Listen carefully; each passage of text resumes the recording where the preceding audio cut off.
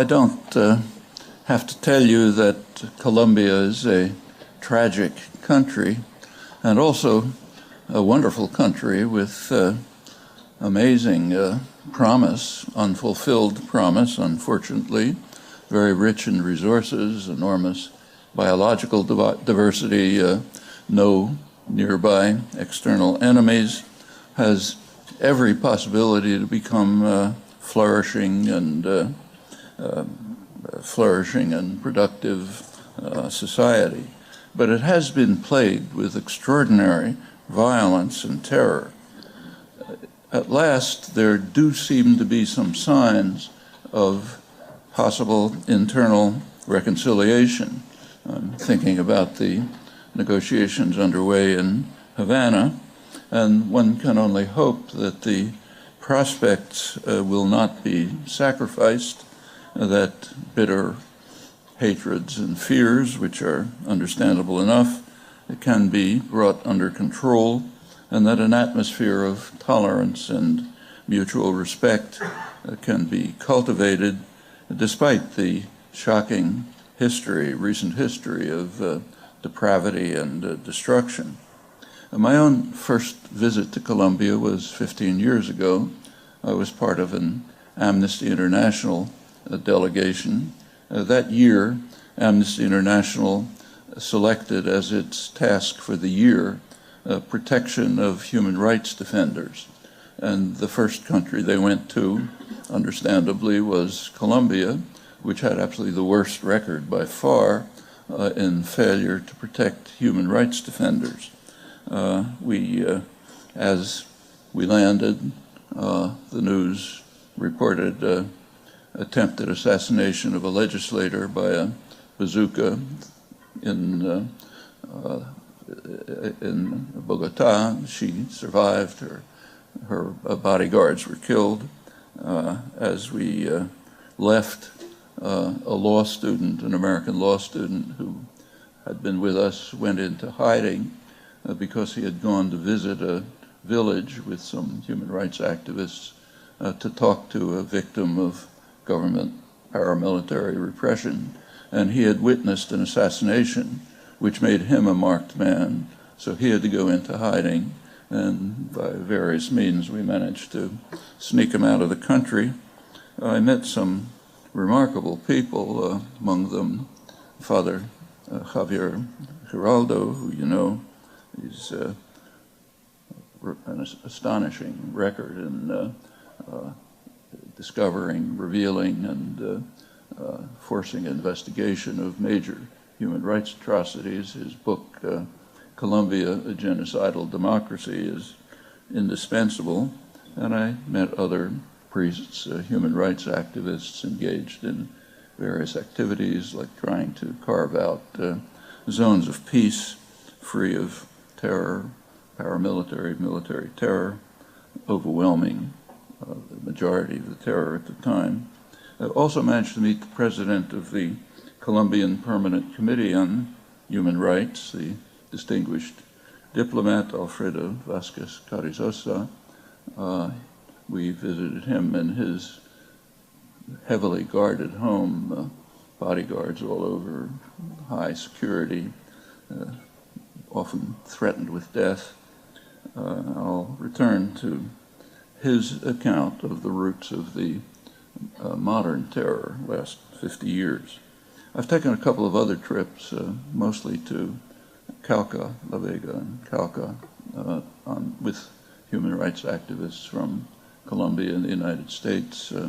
On one trip, we wanted to talk to peasants, but we couldn't go outside of Popayan, the local town, because there was too much violence outside. So people came in from the countryside, were brought in with horrible stories, people who'd been victimized by what's called here fumigation, means chemical warfare, which is designed to essentially destroy everything.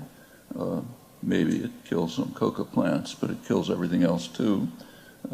Some of them had kind of carved out a niche. Coffee farming is a very difficult profession because the United States has blocked efforts to establish a coffee cartel which could stabilize prices. It's done for commodities that the U.S. is interested in, but we wouldn't allow it for them. And if prices fluctuate, small farmers can't survive, of course.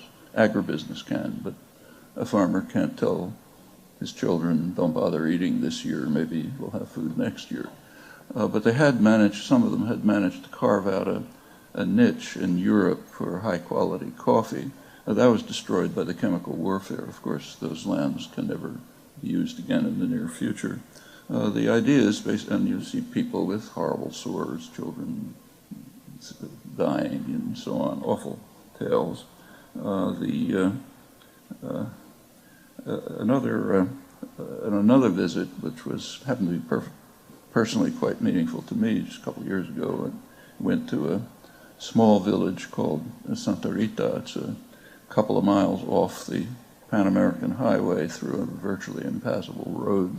As you get near the village, there's a little clearing with a row of crosses. It's where a couple dozen people were murdered by paramilitaries a few years earlier.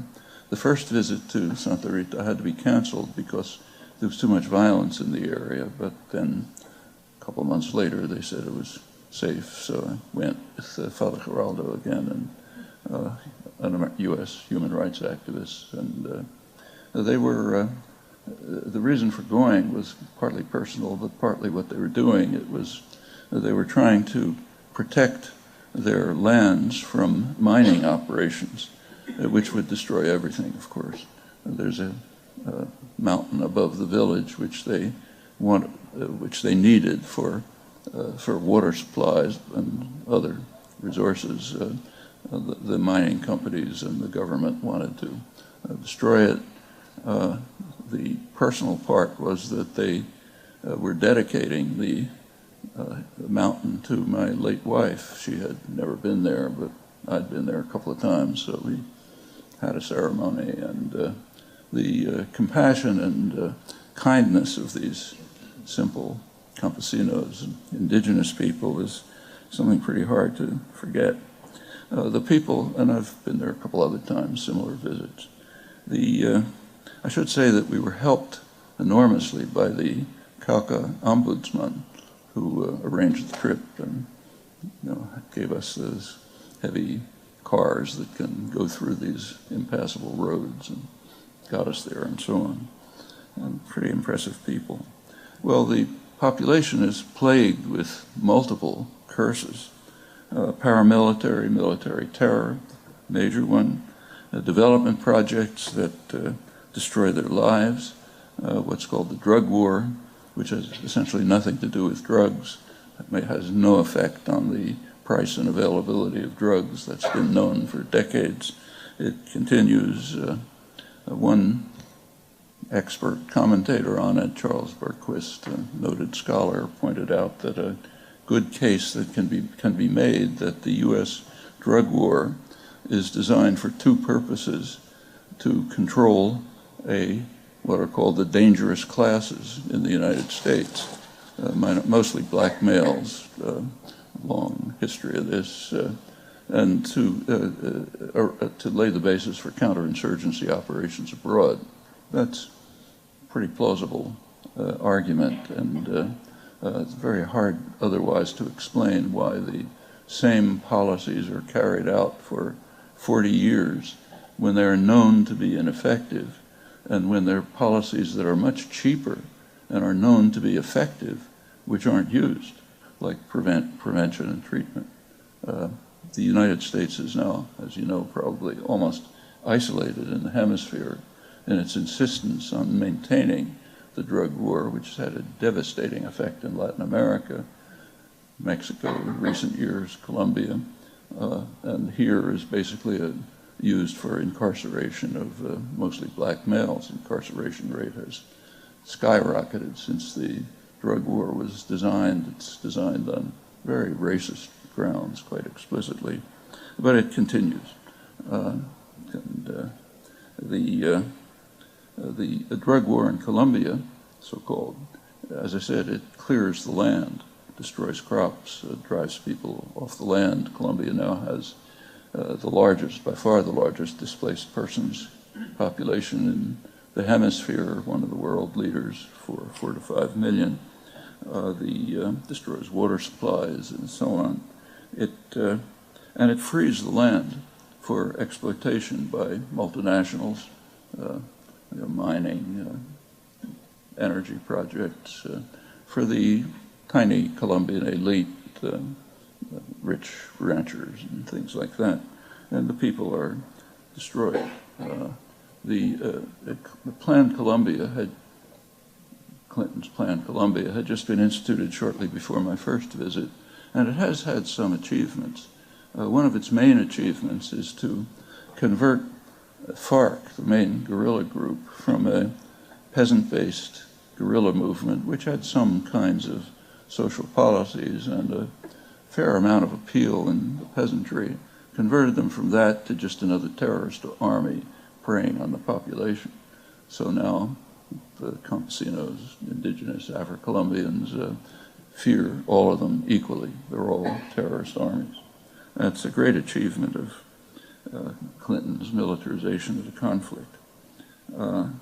The Colombia's very violent history goes back a long time. You know all about that. But a new era, important new era, did open in the early 1960s, and it was part of a much broader phenomenon. John F. Kennedy, in 1962, changed the mission of the Latin American military from hemispheric defense to internal security. Hemispheric defense was a meaningless holdover from World War II, but internal security is not meaningless. That's a term that means war against the population. And the effects of that were immediate. They're described by Charles Machling. He was the counterinsurgency, he led U.S. counterinsurgency and internal defense planning under Kennedy and Johnson. And what he says is Kennedy's 1962 decision shifted U.S. policy from toleration of the rapacity and cruelty of the Latin American military to direct complicity in their crimes, to U.S. support for the methods of Heinrich Himmler's extermination squads. That's the chief of counterinsurgency and internal defense planning. The effects in Colombia were immediate. In 1962, the same year, Kennedy sent a counterinsurgency special forces mission to Colombia, led by General William Yarbo, who studied the situation and gave their advice to the Colombian government. The advice was that they should, I'm quoting it, they should turn to paramilitary, sabotage, and other terrorist activities against known communist proponents to be employed as soon as we have an appropriate apparatus in place. Notice this is an internal document, so no pretenses are necessary. It's we will have the apparatus in place, and then we can turn to paramilitary, terror, sabotage, to be employed against known communist proponents. Well, communist proponents is a technical term which has very broad application in U.S. counterinsurgency doctrine. Its meaning actually was spelled out by Vasquez Carrizosa, echoing Machling. He said that I'll quote him, the Kennedy administration took great pains to transform our regular armies into counterinsurgency brigades, accepting the new strategy of the death squads, ushering in what is known in Latin America as the national security doctrine, not defense against an external enemy, but a way to make the military establishment the masters of the game with the right to combat the internal enemy. It's the right to fight and exterminate social workers, trade unionists, men and women who are not supportive of the establishment and who are assumed to be communist extremists. And this could mean anyone, including human rights activists such as myself, which is, of course, why he's under heavy guard when we visited him. You may have noticed earlier I said Colombia has no nearby external enemies. It has a more remote external enemy, namely the country that is regarded in the world by a long lead as the greatest threat to world peace, namely us, and nobody's even close. Americans are protected from this information, which comes from US-run polls by the free press, which is careful not to report it. But that doesn't, Colombians know what it means. Well, the events that followed were very much the way Maechling and Vasquez Carrizosa described. The first major step was the military coup in Brazil, obviously the most important country, 1964, immediately after the Kennedy assassination. The Kennedy brothers had more or less laid the basis for it. This established the first so-called national security state, kind of neo-Nazi terror torture state, soon followed by many others, Uruguay, Chile, Argentina, which was maybe the worst of them, and was the major favorite of Henry Kissinger and Ronald Reagan. They really were delighted in Argentine neo-Nazis. Now, the plague reached Central America in the 1980s, in the Reagan years. The basic problem that the United States faced throughout this horrendous period was accurately described by Henry Kissinger when he was discussing the need to overthrow the parliamentary government of Chile and to install the Pinochet dictatorship. You know about that without comment. What he said is that Chile, Allende's Chile, he said, is a virus that might spread contagion elsewhere. That's a leading theme of foreign policy, kind of a mafia doctrine. You cannot accept disobedience because it could spread. And that's over and over again. It's the main theme of post-war history, over and over. Chile was, in fact, such a virus, the parliamentary regime. How was it going to spread contagion? By success. If it succeeded in showing that parliamentary means could carry forward social democratic programs, that could have an effect in other places. Kissinger pointed out it could have an effect all the way to Southern Europe. They were much concerned then about what was called Euro-communism. It was basically social democracy. Incidentally, Kissinger was joined by Brezhnev in this concern. They were both worried about it for different reasons, similar but different reasons. And Kissinger didn't think that Chilean armies were going to land in Madrid. He just thought that the model might spread and that would be dangerous. What do you do when you have a virus that might spread contagion?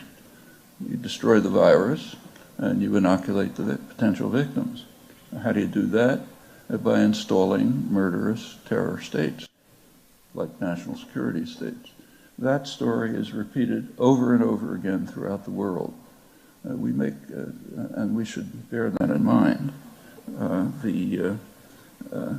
The destruction of democracy in Brazil, which was welcomed enthusiastically by the United States. These are the liberal administrations of the 60s. It was called a democratic rebellion, a great victory for the free world, which prevented a total loss to the West of all South American republics by the virus contagion effect, sometimes called the domino effect.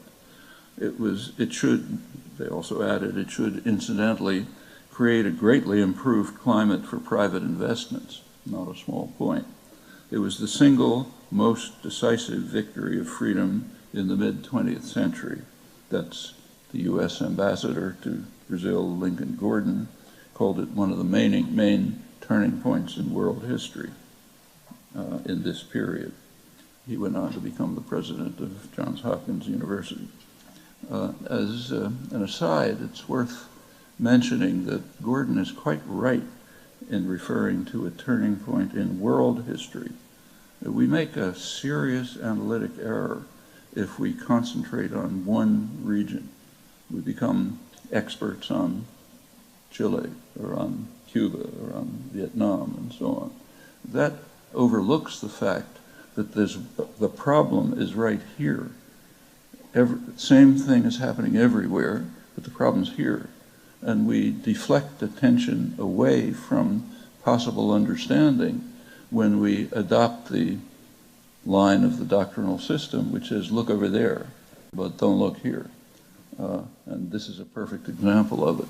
What was happening in Latin America was happening very much the same way in Southeast Asia at the time, early 60s. Vietnam was regarded as a virus that might spread contagion. And what do you do with the virus? You destroy it, you defend potential victims by installing murderous military dictatorships, which is exactly what was done in Southeast Asia at the same time it was done in Latin America, and for the same reasons. The most important of them, if you look at U.S. planning, was Indonesia. It's rich resources, and they were threatened. It was threatened by democracy at the time. There was some democratic openings. The U.S. was worried about it. This was taken care of in 1965 when there was a military coup, Suharto coup, supported by the United States, which killed the virus in Indonesia. It killed hundreds of thousands of people, mostly landless peasants, opened the country up to exploitation, just as in Latin America, where the greatly improved climate for private investments. Indonesia, same as Latin America. What happened at that time was well understood. It was described pretty accurately. So if you take, say, the New York Times, it described it as a staggering mass slaughter, which was a gleam of light in Asia. Why was it a gleam of light in Asia? Well, killed off a couple 100,000 peasants, destroyed the only political party, the party of the poor, killed the threat of democracy, opened up the country for Western exploitation, made it very clear that there would be no contagion effect from Vietnam. And in fact, by that time, Vietnam had been practically destroyed. In retrospect, a couple of years later, the National Security Advisor for Kennedy and Johnson, McGeorge Bundy, reflected that it might have been a good idea to stop the war in Vietnam in 1965.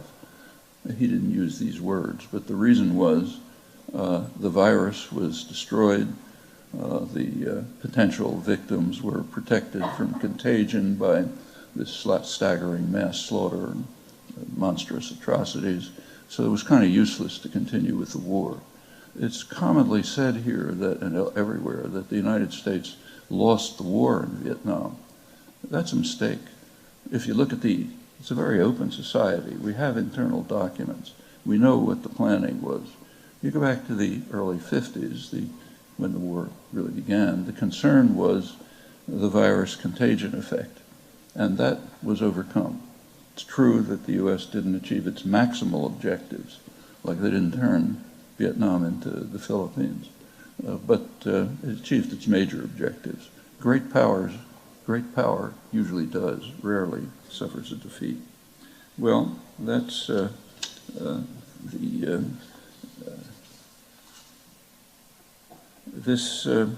I should go on to say that this gleam of light in Asia, namely the mass slaughter and destruction of democracy in Indonesia, eliminated one of the pillars of the non-aligned movement.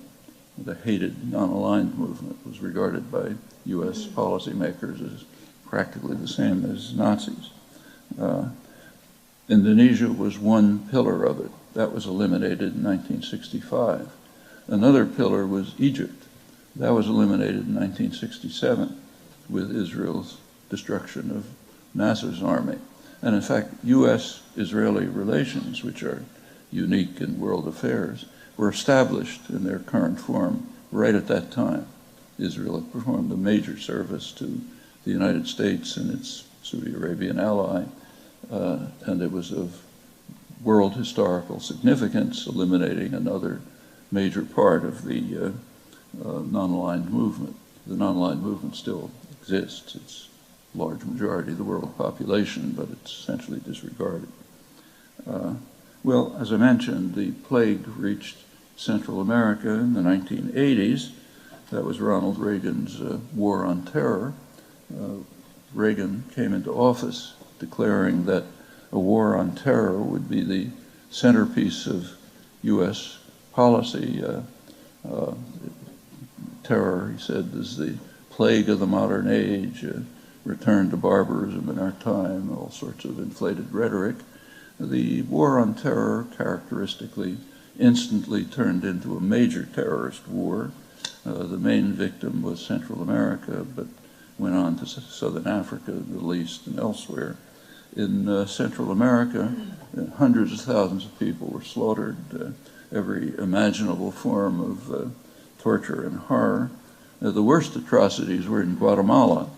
Guatemala, of course, had been a horror chamber ever since the U.S. overthrew its democratic government in 1954, but it escalated quite sharply in the early 80s with a virtually genocidal attack on the Mayan highlands population. Reagan, to his dismay, was inhibited from participating directly in that. It was carried out by Rios Montt, a man he greatly admired, said a firm lover of democracy and so on. But Congress had passed restrictions on direct U.S. involvement.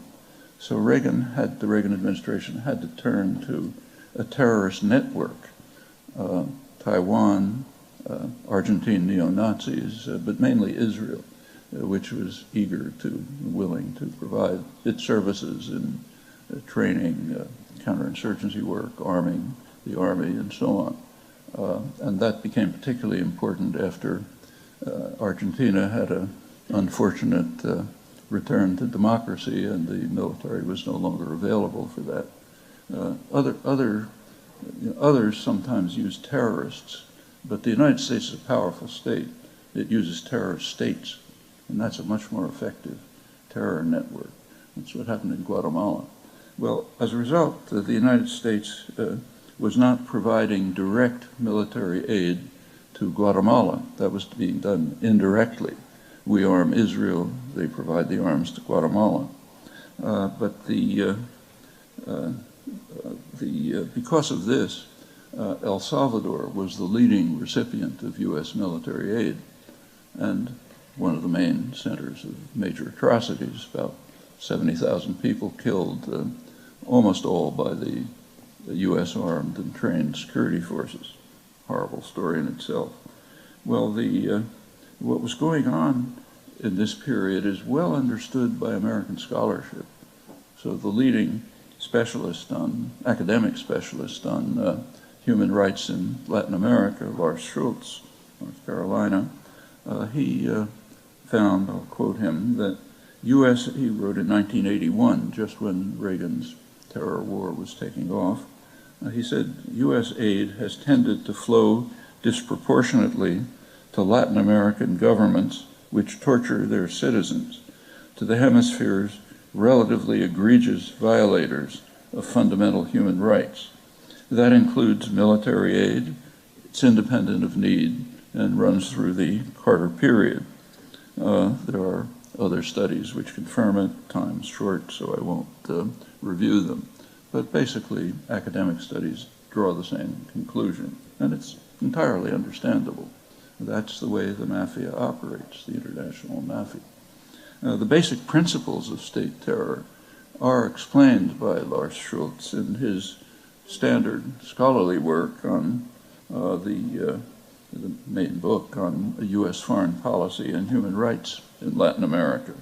What he's referring here to the national security states established from the early 1960s after the Kennedy initiatives.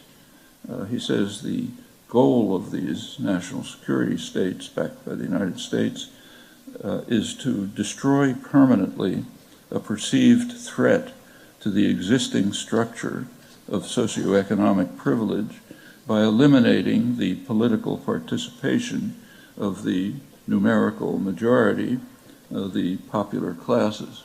That's pretty accurate, and it's not only in Latin America, and understandable. Well, the pattern has been followed since. I won't run through the details.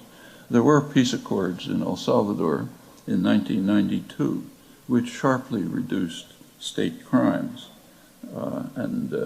Therefore, the country was dropped from its leading role in the hemisphere as a recipient of U.S. military aid.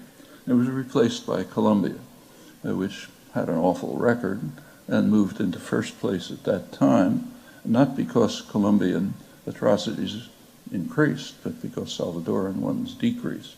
So Colombia became the leading recipient in the hemisphere of military aid. In 1999, Colombia achieved made a greater achievement. It became the leading recipient worldwide of U.S. military aid. This incidentally excludes Israel and Egypt, which are a separate category. But apart from them, Colombia in 1999 became the world leader. Now again, it wasn't because Colombian atrocities increased. They were just continuing at the regular level.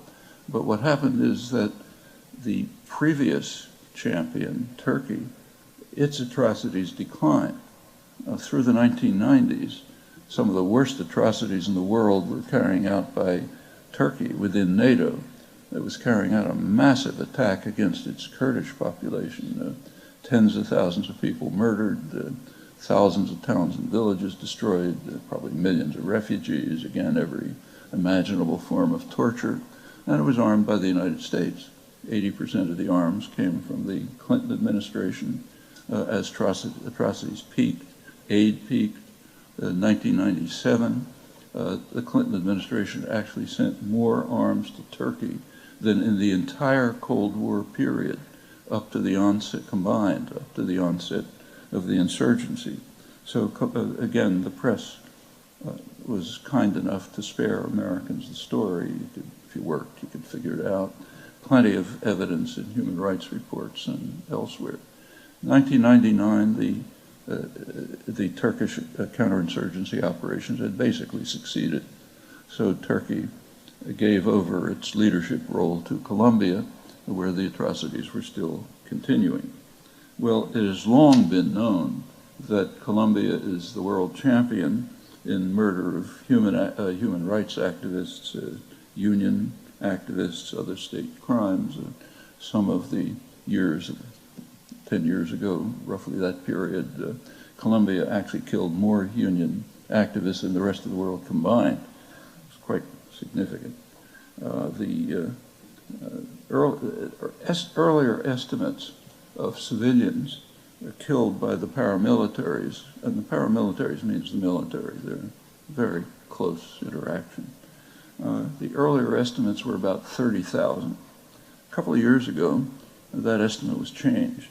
Colombia's prosecutor general revealed that it's investigating 150,000 extrajudicial killings by paramilitary groups from the late 80s to the present. Now, that places Colombia well beyond even the Argentine neo-Nazi junta, which had the record before that, and well beyond the Pinochet dictatorship. Now, this very close collaboration has been well documented between the government, the paramilitaries, and the major narco-traffickers. Large part of the Congress in Colombia is now under criminal investigation for paramilitary ties, and dozens have been arrested. As I mentioned, Colombia also has the hemispheric championship for displaced persons, substantially U.S.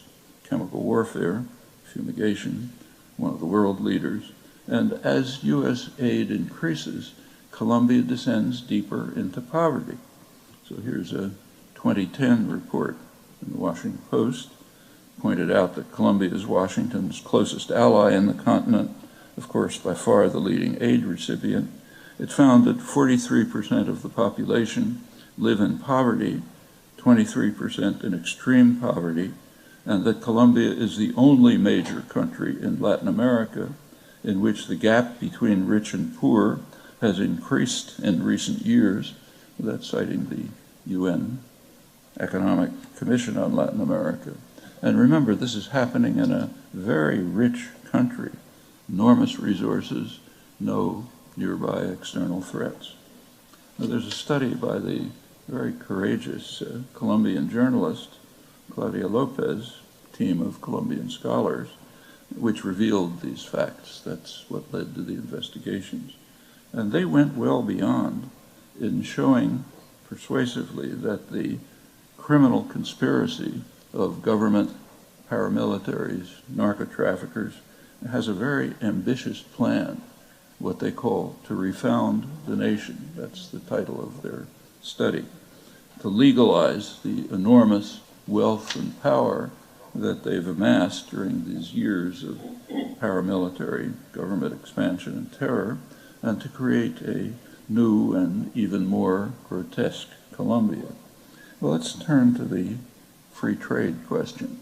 Obama negotiated a so-called free trade agreement to solidify the relationship with its Colombian ally, now one of the very few U.S. allies in the hemisphere as a result of the quite remarkable changes that have taken place in the past 10 or 15 years.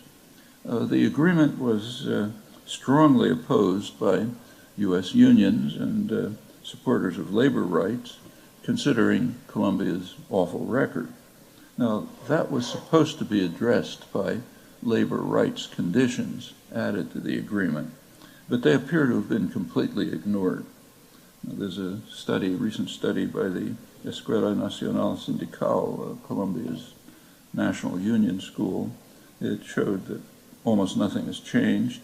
The AFL-CIO reported a summary in which they observed that the report categorically assigns a failing grade in almost every measure included in the agreement. That's incidentally normal in so-called free trade agreements. Notice I say so-called. I'll come back to that in a moment. They're not free trade agreements.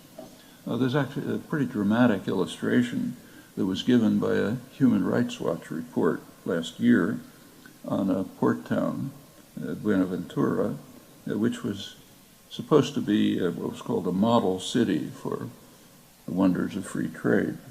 What it concluded is the Human Rights Watch report that, quoting it, entire neighborhoods were dominated by powerful paramilitary successor groups who restrict residents' movements, recruit their children, extort businesses, and routinely engage in horrific acts of violence against anyone who defies their will. These include hundreds, maybe more, of disappearances and dismembering victims and dumping their body parts.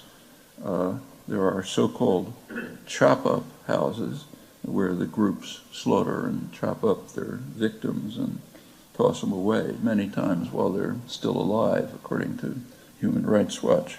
The large majority are Afro-Colombians. The police and military do nothing, even cooperate with the paramilitary successors. Virtually no one is prosecuted. Tens of thousands have been forcibly displaced from this single region, more than any other municipality in Colombia. Incidentally, we profess great horror when ISIS beheads someone, but we don't notice it when we do much worse, like this, for example, and it's not the only case. Dan Kavalek, who's a very close, careful observer of Colombia, adds that the violence in Buenaventura is largely being spurred on by paramilitary groups fighting over control of the lucrative ports, which were built to accommodate the increased trade brought about by the free trade agreement. That's one of the consequences of the agreement. And that raises a question about one of the topics I was asked to talk about, impact of free market policies. I assume what was meant is the free trade agreements like NAFTA and others, or the massive TPP, which is now being negotiated by Obama and a dozen other countries. It's claimed that it's negotiated in secret. It's not quite accurate. It's not secret from the hundreds of corporate lawyers and lobbyists who are writing the detailed the details of it. It's only secret from the population, who is not supposed to understand about things like this. That's why it has to be kept on fast track. That's considered a great desideratum. And these are pretty curious creatures, these free trade agreements. So take, say, NAFTA, which is the model for others, North American Free Trade Agreement. The only accurate terms in the title are North American. It does concern North America, Mexico, Canada, and the United States. But beyond that, it has nothing to do with free trade. It's certainly not an agreement. At least if populations are part of their countries, it's not an agreement, because the populations were opposed. We know that in the US and Canada from extensive polling, probably was the same in Mexico. It's certainly not free trade. In fact, it has very extensive protectionist elements, very high, an unprecedented patent regime called intellectual property, nothing like it in history, which is designed to ensure massive pharmaceutical company profits by extreme degree of protectionism. Much of it is investor rights agreements, nothing to do with trade. In fact, even the part that is called trade has very little to do with trade. So it's pointed out, with great enthusiasm, that trade between Mexico and the United States increased. Economists call it trade. But is it trade? I mean, suppose in the old Soviet Union, parts were made in Leningrad and sent to Warsaw for assembly and then sold in Moscow. We wouldn't call that trade, cross borders, but it's within a single command economy. And exactly the same is true when General Motors has parts made in Indiana, sends them to Mexico to be assembled, and sells the cars in Los Angeles. That's transactions internal to a command economy. And it's not small. The corporations are tyrannies. They don't tell us what they're doing. But there are studies, and it's estimated maybe 50% of so-called trade between Mexico and the United States is internal to command economies. So there's almost nothing about free trade in these agreements, even about trade. These are investor rights agreements, and they have effects. NAFTA is probably one of the few treaties which has succeeded in harming the populations in all three countries involved. That's not a bad record, actually. Of course, there are plenty who gain from it, lots, but not the population. One of the effects is on the front pages, the flow of undocumented immigrants from Mexico. It used to be in the past a kind of a regular interchange. People would come to pick fruit under horrible conditions in California and then go back home and so on. There was a long-standing immigration issue, partly regulated. But now there's an increasing flow of campesinos coming from corn-producing areas farther south. Why? Pretty obvious. Mexican campesinos can be highly efficient, but they can't compete with U.S. agribusiness, which is furthermore highly subsidized in what we call a free market economy. So it has the natural effect, flow of immigrants, then we worry about this. Others coming from, say, the highlands in Guatemala, we worry about that. They're fleeing from what's left of the destruction. Well, this continues. Studies undertaken under NAFTA rules, incidentally, show that NAFTA has been very effective in undermining labor organizing in the United States. The number of illegal employer actions to break up strikes apparently increased by about 50%, with things like if there's an organizing effort in some plant, employers can put up a sign saying transfer operation to Mexico. And of course, people don't want to lose their jobs, so the organizing effort stops. That's illegal, but when there's a criminal state, it makes no difference. The laws just aren't applied. They're applied to poor kids in downtown Boston, a black kid with a joint in his pocket, but not applied to a corporation which is breaking up union union efforts, and so on. I won't go through the details, but just finish by adding that there are many illusions about so-called free trade and free markets, and they have to be carefully analyzed and dismantled before you discuss the impact of policies that claim to be based on these principles. If you look at those principles over the last centuries, you discover some great striking regularities. They have typically been reshaped to protect the rich and powerful from the ravages of markets, while leaving the more vulnerable free to suffer from their harmful effects. That's a staple of economic history, and it plays out in the current agreements.